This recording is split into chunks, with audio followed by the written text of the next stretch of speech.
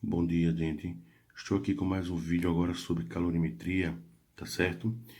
Então, a primeira coisa que a gente aprende em calorimetria é o conceito de calor. Calor é uma energia térmica em trânsito entre corpos com temperaturas diferentes. Como é que isso funciona?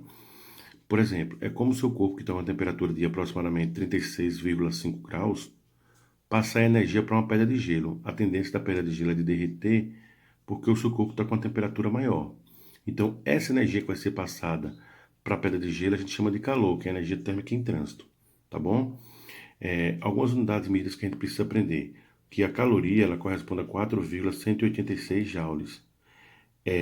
Também pode ser 4,18 e em algumas questões ele aproxima para 4,2, certo? É bom a gente ficar ligado nisso aí.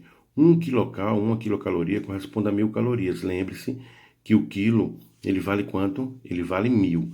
Então, 1 kcal, 1.000 calorias. É a mesma coisa, 1 quilograma, 1.000 gramas, entendeu? Funciona desse jeito. Em calorimetria, nós temos dois tipos de calor. Temos o calor sensível e o calor latente. O calor sensível é aquele que não muda de fase. O calor latente é aquele que muda de fase. Onde é que isso ocorre? O calor sensível, por exemplo, quando você coloca uma panela no fogo com água e ela começa a ferver, a partir do momento que ela começa a ferver até ela atingir 100 graus Celsius, antes de 100 graus Celsius, é calor sensível, porque a água continua no estado líquido, não muda de fase. A partir de 100 graus Celsius passa a ser calor latente. Por quê? Porque a temperatura ali vai se manter constante e ela vai mudar de fase. Ela vai transformar do estado líquido para o estado gasoso. Entendeu? Então mudou de fase, calor latente. Não mudou, calor sensível. Calor específico. O que significa que é um calor específico? Cada substância tem o seu calor específico. É a quantidade de calor para que 1 grama dessa substância varie de 1 grau Celsius. Os calores específicos que a gente precisa determinar, que a gente precisa saber é o da água, que é 1 caloria por grama grau Celsius, e o do gelo, que é 0,5 caloria por grama grau Celsius. Tá certo? Os outros calores específicos são dados na questão. Capacidade térmica é a quantidade de calor para uma variação de 1 grau Celsius. Ela pode ser definida a capacidade térmica por capacidade térmica é o Czão, é a quantidade de calor dividido por ΔT, ou a capacidade térmica é a massa vezes o calor específico. Veja que o Czão é a capacidade térmica e o Czinho é o calor específico, tá? Cuidado para não confundir. A equação fundamental da calorimetria. Gente, a calorimetria ela é movida por essa equaçãozinha que vocês estão vendo aqui, ó, tá? Essa é a equação fundamental da calorimetria, é o Q-macete, Q é a quantidade de calor em calorias, o M é a massa, o C é o calor específico e o ΔT é a variação de quem? Variação de temperatura, tá certo? Variação de temperatura. Então essa daqui, pra gente, é a equação fundamental da calorimetria, ok? Bom, continuando aqui. Aí nós temos aqui as trocas de calor. Professor, como é que vai acontecer essas trocas de calor? Só acontece troca de calor em corpos que tiverem temperaturas diferentes, tá? Corpos com a mesma temperatura não vai haver troca de calor. Alguém vai receber e alguém vai ceder. Obviamente, quem recebe é quem tem temperatura menor e quem cede calor é aquele que tem temperatura maior, tá? Até entrar no equilíbrio térmico, certo? Então, essa soma da quantidade de calor recebido e cedido, tudo isso tem que ser igual a zero, tá certo? Calorímetro. O que é um calorímetro? Calorímetro é um recipiente fechado que isola o meio interno do meio externo, tentando evitar a troca de calor entre eles. Vocês têm isso aí em casa. Exemplo, aquele isopor que a gente coloca um refrigerante dentro, a cervejinha, certo? Aquilo funciona como um calorímetro. Claro que ele não é ideal, porque vai haver troca de calor com o tempo, o gelo que você coloca ali derrete, tá certo? E a garrafa térmica. É um calorímetro também não é ideal. Por quê? Porque com o tempo aquela água quente que a gente coloca ali, ela vai começando a perder calor para o ambiente, tá? Mas o calorímetro é esse recipientezinho que a gente coloca esses elementos dentro para tentar isolar o calor deles ou a temperatura deles do meio externo, beleza? Mudanças de fase, gente. Essa daqui a gente aprende no nono ano, né? Como assim, professor?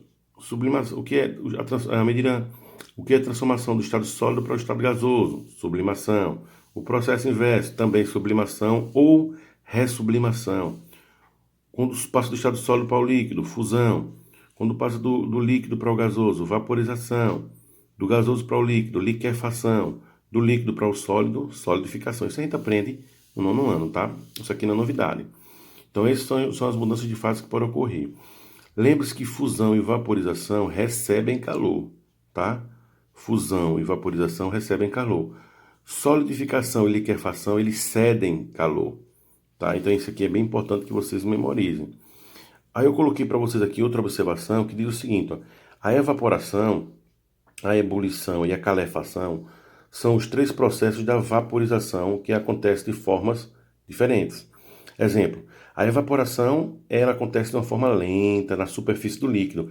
É aquela poça d'água que fica na rua quando chove e com determinado tempo ela vai desaparecendo, que o sol vai fazendo a água evaporar. Começa devagarzinho pela superfície até evaporar totalmente, tá? Então isso é uma evaporação. A ebulição é aquela em que a água atinge a temperatura de 100 graus Celsius e acontece de maneira tumultuosa. O líquido fica se mexendo totalmente, tá? Fica, se você olhar uma panela com água no fogo entrando em ebulição, você vê que o líquido ele fica se mexendo totalmente. A vaporização não. Fica lá quietinho e ele vai evaporando. E a calefação é aquela transformação brusca, quando você tem uma chapa quente que você joga uma água, por exemplo. A temperatura da chapa está superior a 100 graus Celsius.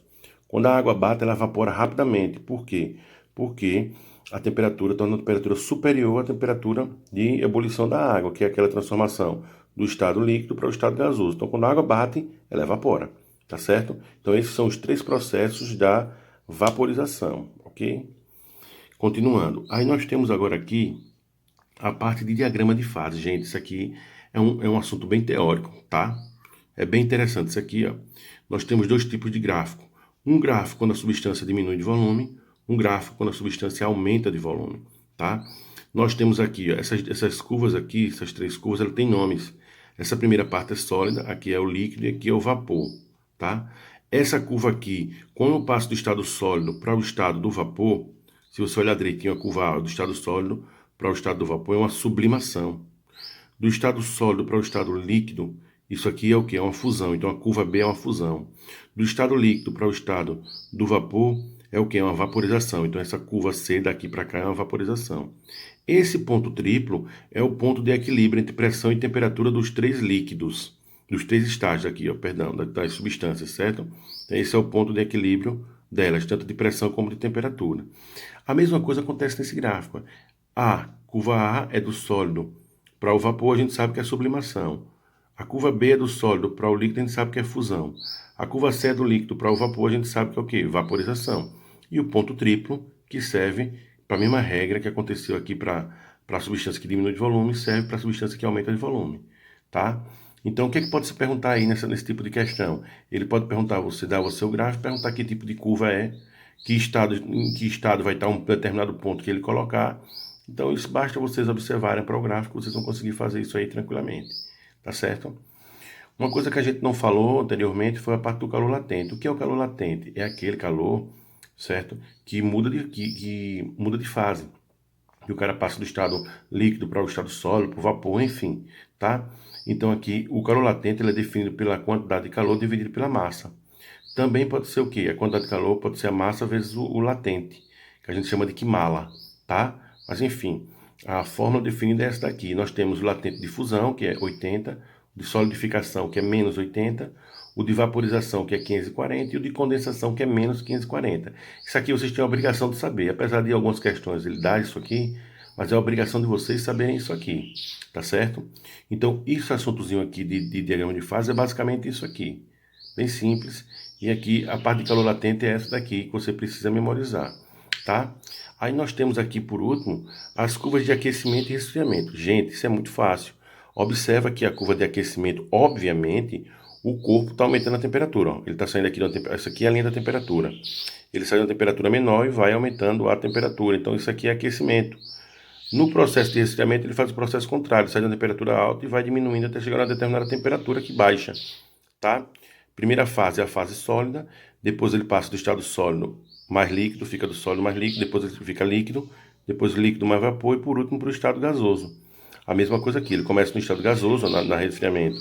Depois fica líquido mais vapor, depois líquido mais sólido e por último estado sólido. É o processo inverso. Toda vez que você encontrar o gráfico inclinadozinho aqui, seja na fase sólida, na líquida ou na gasosa, nessas três fases, na 1, na 3, na 5, você vai usar o que macete, ó. 1, que macete, na 3, que macete e na 5 aqui, ó.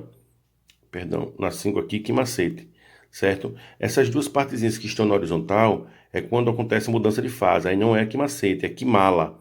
é essa aqui, ó, em quantidade de calor é a massa vezes o latente. Quantidade de calor é a massa vezes o latente, certo? Então, inclinou, você já sabe que você vai usar o calor sensível. Ficou na horizontal, você vai usar o calor latente, tá certo? Então, preste atenção nisso aqui para não esquecer. No estado sólido, você vê que você tem a quantidade de calor 1, então vai ser a quantidade de calor 1, a massa, o calor específico do sólido e a variação de temperatura 1. Como a fase sólida começa aqui e termina aqui, a variação de temperatura 1 é essa aqui, ó. Assim como do estado líquido vai ser essa, e a do estado gasoso vai ser essa aqui, ó.